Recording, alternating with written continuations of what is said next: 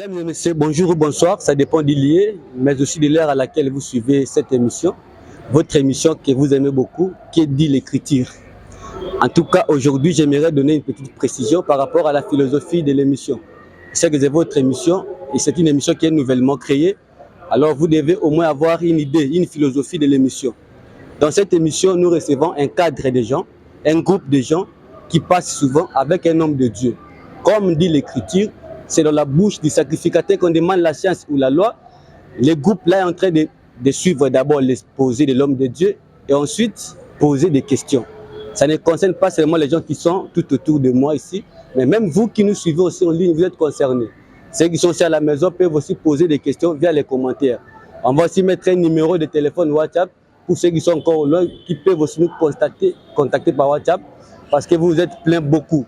Alors aujourd'hui, j'ai encore le réel plaisir de vous présenter l'homme de Dieu avec toute l'équipe qui travaille avec moi. C'est la personne du docteur Miskaël. Bonjour docteur.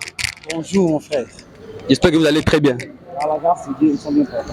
Je salue aussi tout le monde qui est à côté de moi. Bonjour à tous. Bonjour à vous aussi qui nous suivez en ligne. Aujourd'hui, on va procéder comme ceci. La fois passée, l'homme de Dieu avait exposé, vous avez posé des questions. On ne peut pas passer à une autre étape, mais à un autre exposé sans pour autant qu'il puisse d'abord répondre aux questions précédentes. Alors, nous lui accordons seulement 10 minutes pour faire une petite récapitulation. Après sa récapitulation de 10 minutes, il va encore nous remettre les micros. On va lire les questions que vous avez posées en ligne, mais aussi ceux qui sont ici avec nous vont aussi poser les questions pour la fois passée. Je vous passe la parole, docteur, pour 10 minutes de l'exposé, pour la récapitulation. Et après, on va maintenant passer aux questions que vous allez répondre. Vous avez la parole. Merci pour la parole. Comme c'est bien dit, la mission que nous avons, vous allez nous supporter, c'est un esprit qui nous anime. Ici, qui que tu sois grand, que tu sois ancien, que tu sois petit, ce qui nous fait fléchir, c'est simplement l'écriture.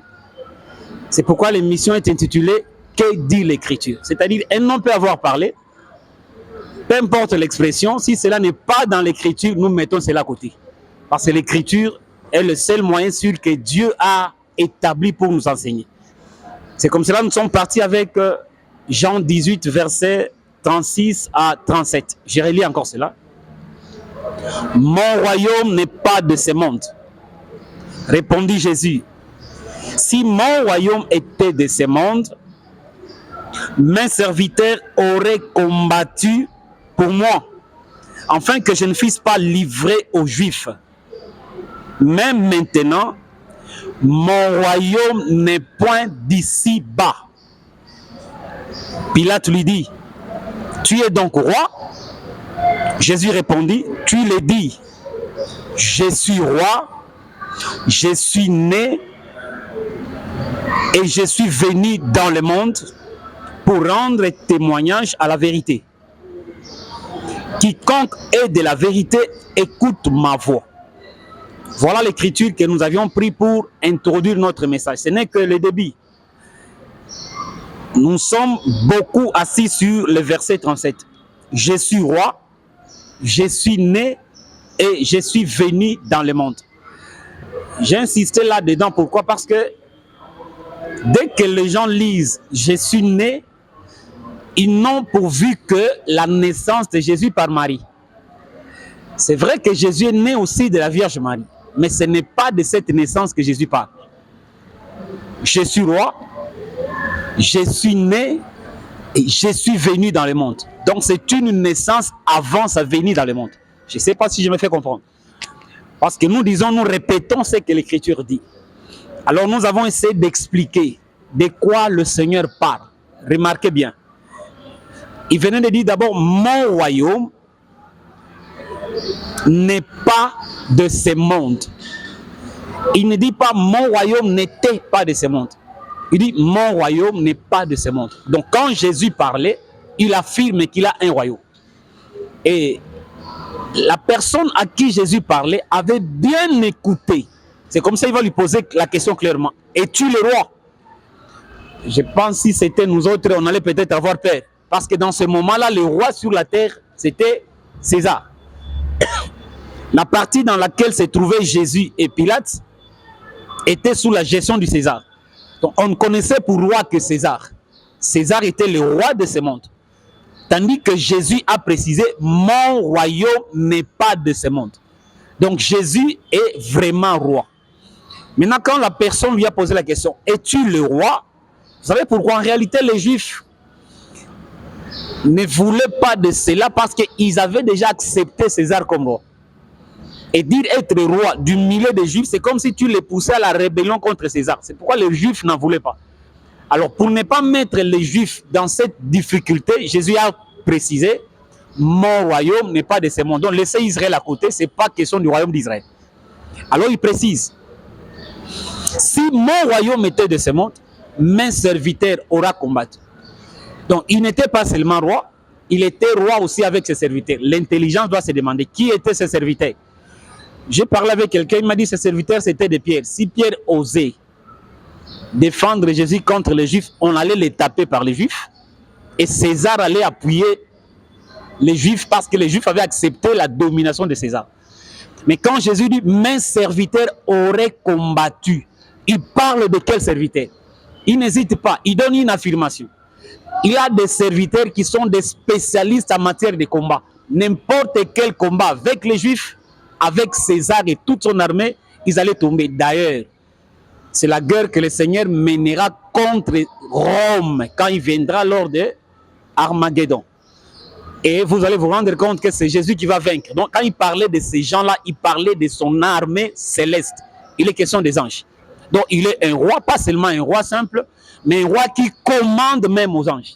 Mais comme cette fois, il n'était pas venu pour faire les combats, c'est comme ça le roi est venu pour être livré aux Juifs.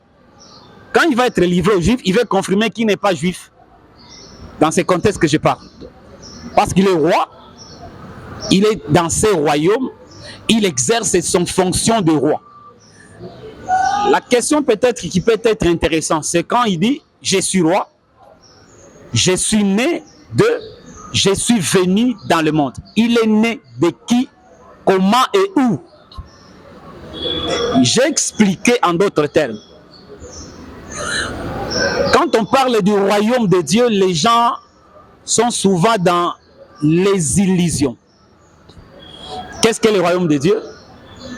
Écoutez, Jésus qui est sur la terre, il est la démonstration. Vous me suivez bien? Il est un témoin. Il est une preuve de l'existence des êtres dans son royaume, parce que lui-même est le roi. Je répète. Jésus qui dit, mon royaume n'est pas de ce monde. Il n'était pas une pensée. C'était un être dans un corps. Avec le pied, la tête, le main, un être vivant. Il est la démonstration de la manière dont vivent les êtres dans son royaume. C'est comme ça quand il dit, je suis né et je suis venu dans le monde. Cette naissance-là, c'est ce qui a eu lieu avant que Christ ne vienne ici-bas. J'ajuste avec l'écriture qui dit dans Jean 16, verset 28, où le Seigneur Jésus a parlé de la même chose, mais en d'autres manières. Le verset 28, dans Jean 16, Jésus avait dit ceci. Il dit, je suis sorti du Père et je suis venu dans le monde. Maintenant, je quitte le monde et je vais au Père. Regardez là, dans Jean 18, il a dit, je suis roi. Je suis né. 2, je suis venu dans le monde. Mais dans Jean 16, il dit, je suis sorti du Père et je suis venu dans le monde. C'est-à-dire, le fait de sortir du Père précède sa venue dans le monde. Maintenant, cette sortie du Père, c'est ce qu'il appelle en d'autres termes, je suis né. Pour essayer de comprendre cela, je prends une écriture et puis terminer avec l'exposition. Je suis dans le livre de Daniel 5.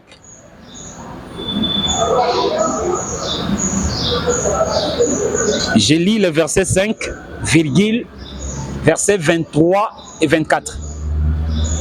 En ce moment apparut les doigts d'une main d'homme et ils écrivirent en face du chandelier, sur la chaux de la muraille du palais royal, le roi vit cette extrémité de la main qui écrivait. Verset 23. Tu t'es élevé contre le Seigneur des cieux. Les vases de sa maison ont été apportés devant toi et vous vous êtes en servi pour boire du vin. Toi, tes grands, tes femmes et tes concubines. Tu as loué les dieux d'argent, d'or, d'airain, de fer, de bois et de pierre, qui ne voient point, qui n'entendent point et qui ne savent rien. Et tu n'as pas glorifié le Dieu qui a dans sa main ton souffle et toutes tes voix. C'est pourquoi il a envoyé cette extrémité des mains qui a tracé cette écriture. Vous connaissez bien cette histoire. Nous allons continuer parce que nous avions promis de parler sur les 3 naissances de Jésus. Mais avant d'y arriver, remarquez bien. Il y avait un royaume dans l'histoire appelé royaume de Babylone. Tous les gens le connaissent. Dans ces royaumes-là, Dieu avait l'habitude de parler. Regardez dans le chapitre 2, pour parler Dieu dans le ciel, il a pris de son esprit, il a donné à un homme sur la terre. Et cet homme a eu un songe, c'était le roi Nebuchadnezzar. Vous voyez comment Dieu avait parlé? Il a parlé à un homme dans ces royaumes, mais il a utilisé son esprit. Dans Genèse, dans chapitre 2, 3, 4, c'était la même chose. Mais à la fin de ces royaumes de Babylone, donc jusqu'à ces royaumes allaient tomber, le même Dieu qui utilisait les corps sur la terre pour leur donner le message, Dieu va envoyer l'extrémité de la main. Cette main n'était pas esprit. Cette main existait. Dieu n'a pas pris un corps de la terre pour l'utiliser, mais il a pris un corps. Écoutez, toute main qui était sur la terre en ce moment-là, chaque main avait une mère et un père. C'est-à-dire c'était le fruit des semences, des rencontres de 2 semences, de l'homme et de la femme qui accouchaient un homme qui avait la main. Mais Dieu a pris une main qui n'avait pas la semence de la terre. Une main qui est venue quelque part. Et le roi païen a vu la main en train d'écrire. Donc cette main, si je peux l'appeler, il n'était pas illettré. C'était une main lettrée, c'est-à-dire la main qui savait écrire. D'où venait cette main?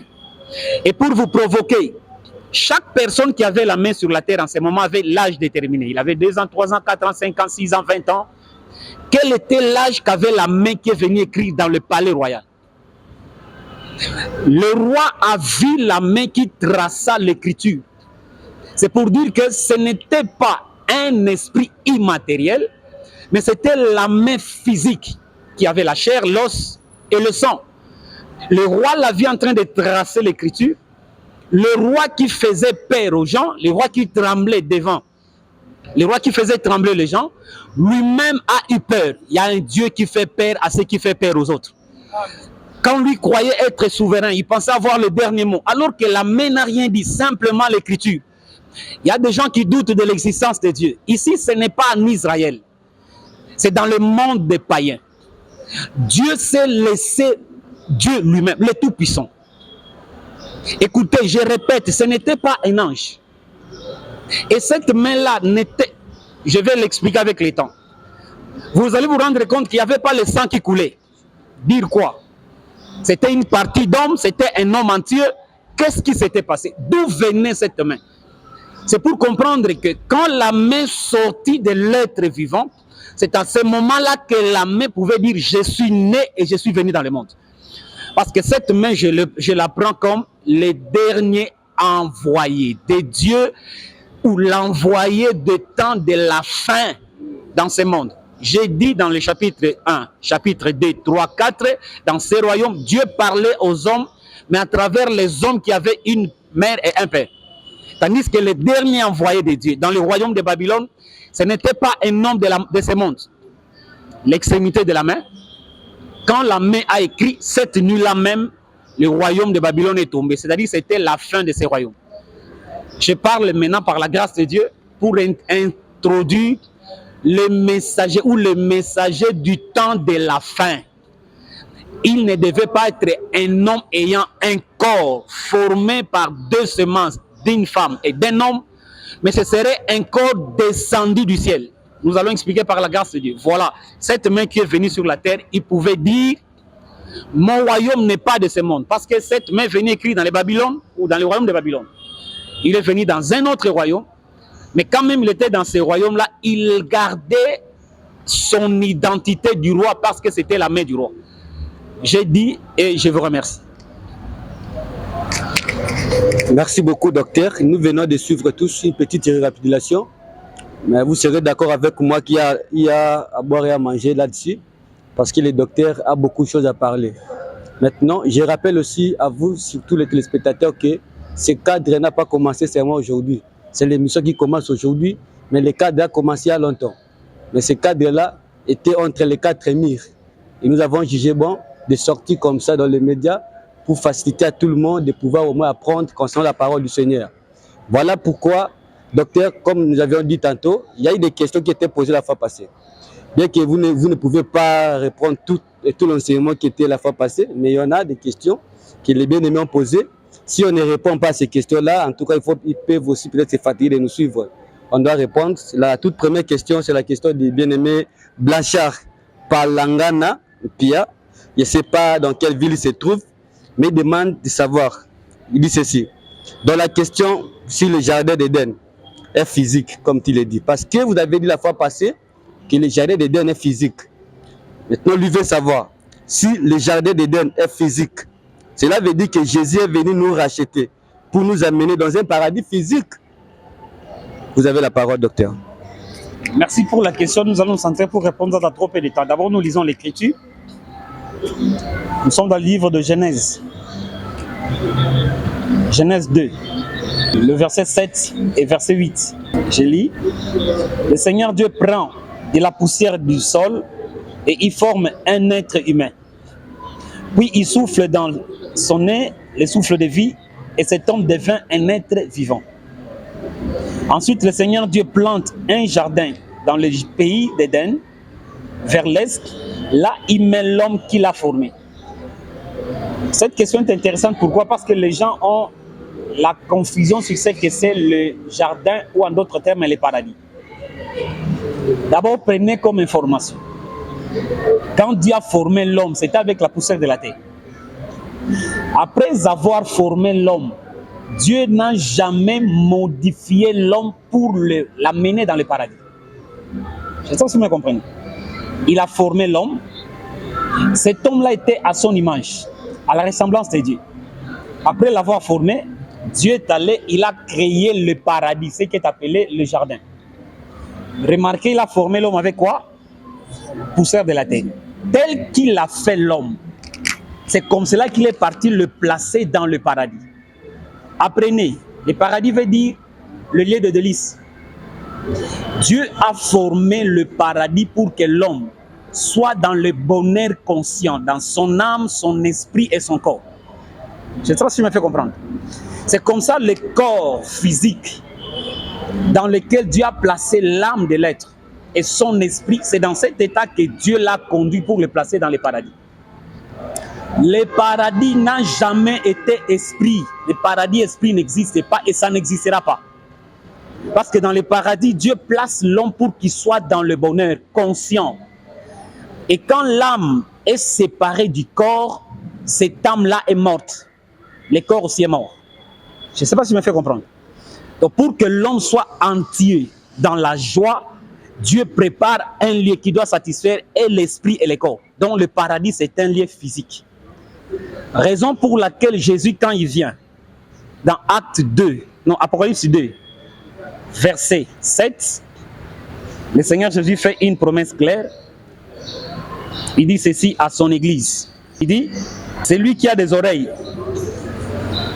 qu'il écoute ce que l'Esprit Saint dit aux églises. Au vainqueur, je donnerai à manger du fruit de l'arbre de vie qui est dans le paradis de Dieu. Vous savez que l'église est esprit. Mais il ne faut pas oublier l'église qui est esprit aujourd'hui. Dieu lui a promis des corps. Quand il dit celui qui vaincra, je lui donnerai l'arbre à manger qui est dans le paradis. Donc vous vous rendez compte qu'à l'église aussi le Seigneur promet le paradis. Mais qui entrera dans le paradis? Aujourd'hui, personne n'est dans le paradis. Même Paul qui est décédé. Dans le Seigneur, il n'est pas dans les paradis. Pourquoi? Parce qu'il n'a pas encore porté son corps de la rédemption. Le jour que Paul et les autres saints vont revêtir le corps de la rédemption, c'est après ce jour-là que Dieu, qui a promis, qui va leur donner l'arbre de vie qui est dans le paradis, il va accomplir cette promesse. Donc le paradis n'est pas esprit, c'est un lieu physique préparé par le Seigneur dans lequel il va introduire les corps rédemptés, l'âme rédemptée et les esprits des sauvés. Je crois que j'ai répondu à la question. Donc si je comprends bien avec les filets de spectateurs aussi, donc la question qu'il a posée, Jésus était venu nous racheter pour nous amener dans les paradis physiques. Tout à fait. Donc c'est pourquoi je parlais de l'Église. Okay. Il a versé de son sang. Okay. Il a promis qu'à celui qui vaincra. Donc l'Église rachetée par le Seigneur Jésus, les vainqueurs entreront dans le paradis physique, un lieu aménagé par le Seigneur pour le bonheur de ses rachetés. Voilà, les bien-aimés ont encore posé une deuxième question qu'on va maintenant lire. Vous allez répondre, docteur. Je crois qu'il est en train de nous suivre maintenant. Il dit ceci: Dieu est esprit. Comment a-t-il immolé l'animal et vêtir Adam et sa femme de peau d'animal? Donc je comprends que vous avez aussi compris la question. Dieu qui est esprit, mais qu'est-ce qui s'est passé pour que Dieu qui est esprit puisse maintenant revêtir l'homme et la femme? Vous avez la parole. Je commence à lire d'abord dans le verset Genèse 2 toujours. Commençons d'abord par le verset 20. Il dit ceci, il est écrit ceci. Je lis dans la version Parole vivante. Je commence par le verset 19. Avec de la terre, le Seigneur Dieu fait toutes sortes de bêtes sauvages et toutes sortes d'oiseaux. Il les amène à l'homme pour voir comment celui-ci va les appeler. Chaque animal doit avoir les noms que l'homme va lui donner. L'homme donne un nom à tous les animaux domestiques, à toutes les bêtes sauvages et à tous les oiseaux, mais pour lui-même, il ne trouve pas d'aide qui lui convienne parfaitement. La question d'abord va commencer par là. Les gens ont des difficultés quand ils lisent cette écriture de Jean 4 qui dit Dieu est esprit. Ça, c'est la vérité. Mais ils ont des petites confusions, parfois des grandes, sur ce que c'est Dieu est esprit. C'est comme si Dieu qui est esprit, il ne peut faire que des choses qui sont esprit, des choses qui sont immatérielles. Alors il est écrit que Dieu a pris de la poussière, il a formé les animaux. Comment Dieu a conduit les animaux physiques vers Adam? C'est Dieu, ce jour-là, il n'était pas le vent qui conduisait les animaux. C'était le berger. Donc le premier berger sur la terre, c'est Dieu lui-même. Après avoir fait les animaux, Dieu lui-même les a conduits vers Adam, pour que Adam puisse les nommer. C'est comme ça Adam donnait les noms à chaque animal. Et c'est intéressant parce que ici, tous les animaux étaient des adultes. C'est-à-dire, c'était des parents, mâles et femelles. Écoutez ici très bien. Tous ces animaux-là, chacun avait un corps physique. Vous croyez à cela? Maintenant, quand Adam a nommé tous les animaux, vous allez vous rendre compte, c'est là où les frères ont tiré la question. J'ai dit que il n'y avait aucun petit des animaux parmi les animaux que Dieu a conduit Adam. Je ne sais pas si je me fais comprendre. Donc, entre les lions et la lionne, il n'y avait pas les lionceaux. Entre la brebis et les moutons, il n'y avait pas l'agneau. Dans tous les animaux, il n'y avait pas un petit des animaux. Pourquoi? Parce que c'était les animaux qui étaient à l'âge pour qu'ils puissent se multiplier afin de remplir la terre de leur espèce. Ça, c'est Genèse 2, verset Genèse 2. La question de notre frère est venue dans Genèse 3. Je lis le verset 21. Écoutez ce qui est écrit. Le Seigneur Dieu fait des vêtements en peau d'animal pour l'homme et la femme et il les habille de cette façon. Je lis dans la version Parole vivante. Dans Genèse 3, on mentionne que Dieu a fait les vêtements de peau d'animal. C'est-à-dire, il y a eu un animal que Dieu a pris sa peau pour fabriquer le vêtement pour Ève et Adam. Mais là, la question qui doit être posée, c'était quel animal?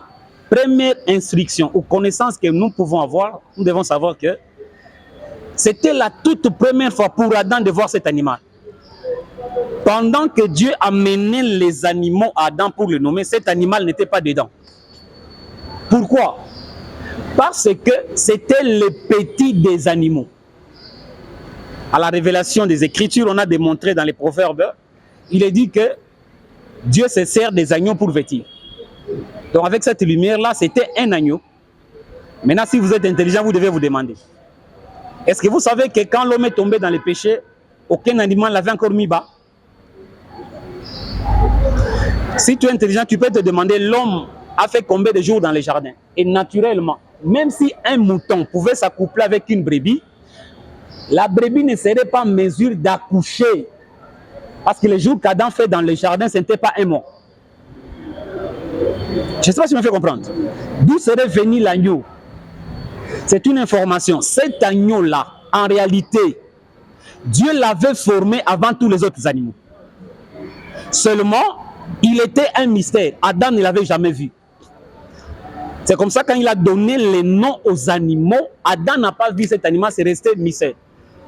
Quand Adam est tombé dans le péché, Dieu qui savait le plan de la rédemption, il savait que tous les animaux que Adam donnait les noms n'étaient pas capables, parce qu'en réalité, ces animaux-là ont été formés après Adam. Je ne sais pas si vous me faites comprendre. Parce que Dieu a mené les animaux à Adam pour qu'ils puissent les nommer. Maintenant, la peau de cet animal devait revêtir Adam sans que Adam ne devienne esprit. C'est ça que je me fais comprendre. Donc la peau de cet animal était physique. Cette peau a revêti Adam physique. Pourquoi? Parce que Dieu lui-même qui a tué cet animal était dans son corps physique. C'est peut-être ça qui semblerait très difficile parce qu'on dit Dieu est esprit. Et ça, il faut savoir que Dieu qui était en train de revêtir Adam, il était esprit, mais dans son corps physique. Ça te semblerait peut-être difficile. Tu dois comprendre que nous avions parlé dans Daniel, la main qui est venue écrire dans le palais royal, cette main était physique. Et ce n'était pas la main des créatures, c'était la main du Créateur. Si ça te semblerait difficile, tu vas te rendre compte qu'au jour de Moïse, Dieu est descendu sur la terre. Ça, je peux encore lire. Ça, c'est important juste pour mettre l'accent sur Dieu qui est esprit, comment il peut avoir revêtir l'homme qui est physique. La peau qui est physique. C'est comme si c'était le vent qui soulevait la peau, je ne sais pas comment, essayer de revêtir l'homme. Ce n'était pas ça. Je lis dans Exode 34. Exode 34, où celui qui lit, qui est prêt, il peut lire Exode 34, verset 5. 34, le verset 5, nous lisons au nom de Jésus. L'Éternel descendit dans une nuée, s'éteint là, près de lui, et proclama le nom de l'Éternel. L'Éternel descendit dans une nuée, et il s'éteint là, près de qui? De Moïse, et il proclama le nom de l'Éternel. Comment était l'Éternel? Apparemment, ça semble être très bizarre ou difficile de comprendre. Lisez Exode 33, les derniers versets. Qu'est-ce que Dieu a dit? Lorsque j'écarterai ma main, tu me verras par derrière, mais mon visage ne pourra pas être vu. Dieu qui est esprit, il a dit à Moïse, je vais descendre, tu ne verras pas mon visage. Est-ce que Dieu a son visage? Il dit, quand je passerai, quand je vais écarter ma main, Dieu a une main? Comment est la main de Dieu? Esprit ou physique? Tu dois apprendre que la première personne à voir la main, ce n'est pas humain, c'est Dieu lui-même. C'est comme ça qu'il a dit à Moïse, quand je descendrai, je vais écarter ma main. Il a écarté la main, Moïse a vu son dos. Donc Dieu n'a pas seulement le visage et la main, il a aussi le dos. Il a les pieds, il a la tête, il est l'homme, le premier homme, c'est Dieu lui-même. C'est ce Dieu-là qui est descendu pour parler à Moïse. C'est lui qui est venu dans la nuée. C'est lui que Moïse a vu marcher. Immatériel. C'était Dieu défini dans son corps physique. C'est-à-dire, ce n'est pas seulement du temps de Moïse qu'il a pris ce corps-là. Il en avait avant de former Adam avec la poussière de la terre. C'est comme ça, quand il est descendu dans le jardin, ce n'était pas impossible qu'il crée l'homme à son image et à sa ressemblance. Donc si l'homme a la main, c'est parce que Dieu lui-même a la main. Je ne sais pas si j'ai répondu à la question. Merci beaucoup, fidèles téléspectateurs. Vous comprenez que le docteur vient de répondre. C'est à vous maintenant de juger. Si c'est encore sombre, vous pouvez encore poser d'autres questions. Il est toujours là, bien disposé pour vous répondre. Ça n'était que la première séquence. Maintenant, nous bouclons pour cette séquence et nous allons passer maintenant à la deuxième séquence pour vous permettre aussi de vous reposer un peu, juste pour quelques minutes seulement. Nous allons vous revenir. La deuxième séquence sera aussi le tour des gens qui nous entourent maintenant de poser aussi les questions par rapport à la première exposée qui était la semaine passée, mais aussi par rapport à ce que dit le docteur. S'il y a encore des questions à poser, vous allez poser. Je vous dis et je vous remercie.